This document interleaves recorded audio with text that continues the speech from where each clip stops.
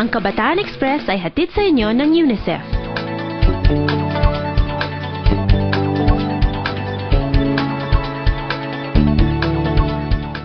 Nandito tayo ngayon sa Diliman Preparatory School at mula rito, siguro mga 13 oras ang biyahe papuntang Camarines Norte. Grabe ang layo, pero hindi na natin kailangan bumiyahe para makilala ang lugar na to. Sa ulat ng mga KNN reporters ng Camarines Norte Bureau, mas makikilala natin ang mga kabataan doon, ang mga hilig nila at mga pinagkakaabalahan. Tulad ng pangangarera, pagmumotor at kung ano-ano pa. Sa unang ulat, sasamahan tayo ni Dion sa mabilis at exciting na mundo ng drag racing. Panoorin natin ito.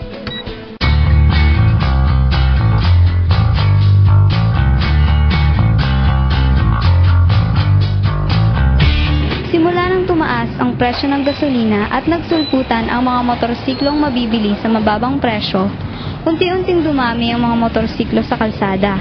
Dahil mas konti ang nakukonsumo nitong gasolina, kahit mga kabataan dito sa Daet, mapababae o lalaki may nakamotorsiklo. Kasabay nito ang pagkabuo ng iba't ibang grupo ng mga motor enthusiasts. Isa na rito ang grupo ni na Kuya Ryan. Bali, 13 kami magkakaibigan na nagtayo ng grupong to para pag may mga occasions tulad ng pesta, nakakatulong kami tulad ng motorcade, gano'n. Nag-a-assist kami pag may mga parade.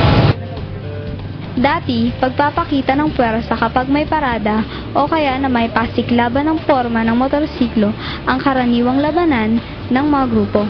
Pero di nagtagal ay nagkaroon na rin ng mga karera na kalimitay na uuwi sa malalaking pustahan. Kahit anong baba ng pusta, syempre lalaban kami kasi iisipin nila pag di kami lumaban, ay may mga takot pala yung mga yan. Dito sa Daet, madalas magkaroon ng illegal drag racing.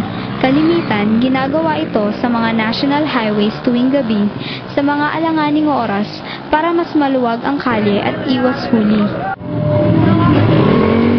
Ang drag racing ay iba sa mga karerang napapanood natin sa TV, kung saan maraming drivers ang naglalaban. May racetrack na kadalas ay may mga kurbada, may mga opisyales at mga patakaran. Sa drag racing, dalawa lang ang mag-uunahan sa isang diretsong track na hindi iikli sa 800 metro. At karaniwang daang pampubliko ang ginagamit na track para sa drag race.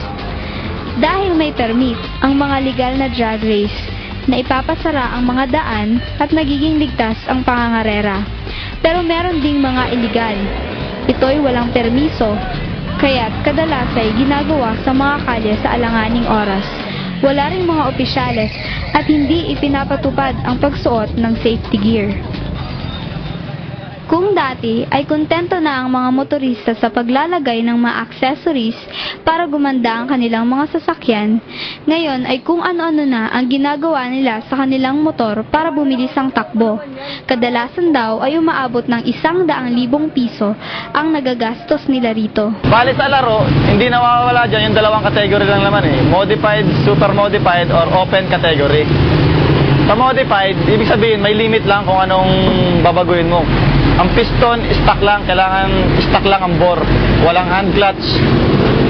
Sa open category naman, may limit. Walang limit dyan. Bahala ka kung anong gusto mong galawin sa makina mo, paano mo mapapalakas yan. Halos lahat kasi dyan ng pyesa, mapapalitan mo na. Kahit na may kamahalan ng malulong rito, marami sa mga karerista ay kabataan, tulad na lang ni Nawaki at Arvin. Kasi nung 10 years old pa lang ako, tinuruan ako ng papa ko magmotor. Yun, medyo nagustuhan ko. Kaya pinagpatuloy ko. Nung grade 4 kasi ako, binilad ako ng mami ko ng motor. Tapos, hindi talaga marunong magmotor. Tinuruan ako ng mga pinsan ko paano magmotor. Yun, natuturo kahit pa paano. Pag medyo matanda ka na, hindi mabigat ka na niyan. Siyempre, pag nagsakay ka motor, di na siya ganong kabilis. Kasi mabigat ka, di katulad ng payat, magaan, saka mas siguradong mabilis kang makakano kasi buwelo ka at maliit lang katawan mo. Dahil sa sinabing ito ni Waki, inobserbahan ko ang mga nangangarera. Karamihan nga sa kanila ay payat at maliliit. Kung sa ibang sports ay kailangan ng malaking pangangatawan, sa motor racing ay baligtad. Ay, kailangan iwasan na masyadong maraming pagkain para magaan. Nalaman namin meron din naman palang mga legal na drag racing na ginagawa sa iba't ibang lugar ng Pilipinas. Si Lloyd nga na mas kilala sa tawag na Bangin, marami nang napuntahan at marami na ring napanalunan. Magkano po ang maximum or minimum po na nakukuha yung pera dito sa drag racing? Kinikita niyo? Hindi pa kay pera eh. Minsan pinaka 10, gano'n. 10 pataas. 10,000. Oo. Si Boy naman na taga Laguna, may manager pa. Magkano naman po yung nakukuha niyo dito sa pag-drag race? Depende kung magkano yung cash prize kasi cash prize sa akin, trophy sa manager ko. Ganun ang benefit sa amin. Minimum po. Mga 5,000. Ayon kay Kuya Ryan, mas magandang araw na sa legal na drag races na lang sumali.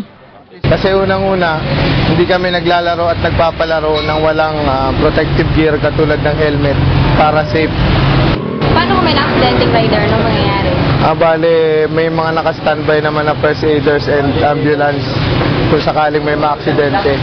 And malabo naman mamatay kasi mga minor injuries na nakukuha kasi naka-protective gear. Pero minsan, may mga sumasali rin sa legal races na kulang sa protective gear. Nang minsan ginawa ito ni Bangin, nagkataon pang noon din nag-slide ang kanyang motor. Ngayon, pinagsisisihan ko ngayon, hindi ako nag-line ng mga support sa katawan ko.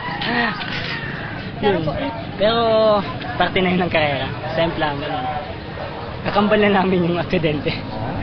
Dahil wala nang lugar na pwedeng pag-ensayuhan dito sa Daet, kahit ang mga legal na racers ay dito sa pampublikong kalsada nagpa-practice. At syempre, kapag nagkatagpo-tagpo ay nauuwi na rin sila sa pag-illegal drag race. Mas masaya yon kasi easy money lang. Masaya, exciting, easy money.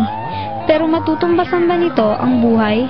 Noong nakaraang taon lamang, isang teenager ang namatay dito sa Daet dahil sa isang illegal drag race. Ilang buwan pagkatapos nito'y wala kang makikitang nagja-drag race sa kalye, pero di nagtagal ay bumalik din sila. Hindi raw kasi nila maiiwasan ang sport na ito, illegal man o legal. Hanggat may sasakyan ako motor, sasakay pa rin ako eh. Gano'n pag namatay na ako, pagpatay na. Kasi yan talaga ang ano ko eh. Sports ko yan eh. Saka hili ko talaga. Ibig sabihin niyo po habang buhay na po kayo mag-drag race? Habang may drag race ka? Habang may drag race ako. Depende. Pag naputulan na ng pa. Para sa isang tulad kong hindi nagmomotorsiklo, mahirap maintindihan ang tawag ng drag racing. Tila hindi sulit kung iisipin mo ang mga mangyayari sa'yo. Nasaktan, mahuli kapag nagpa-practice ng wala sa lugar, matalo ng malaking halaga, at maaari ka pang mamatay. Naisip ko na kung ang pagsakay sa motorsiklo lang ang habol nila, nariyan pa rin naman ang ibang mga magagawa. Ang pagsali sa mga gawaing panturismo, ang pagtulong kapag panahon ng kalamidad, o ang manguna sa pagtupad sa mga batas trapiko. Pero para sa mga nakilala ko, malakas ang hila ng mabilis at mapanganib na mundo ng drag racing. Siguro nga, iba-iba ang tingin natin sa tinatawag na adventure.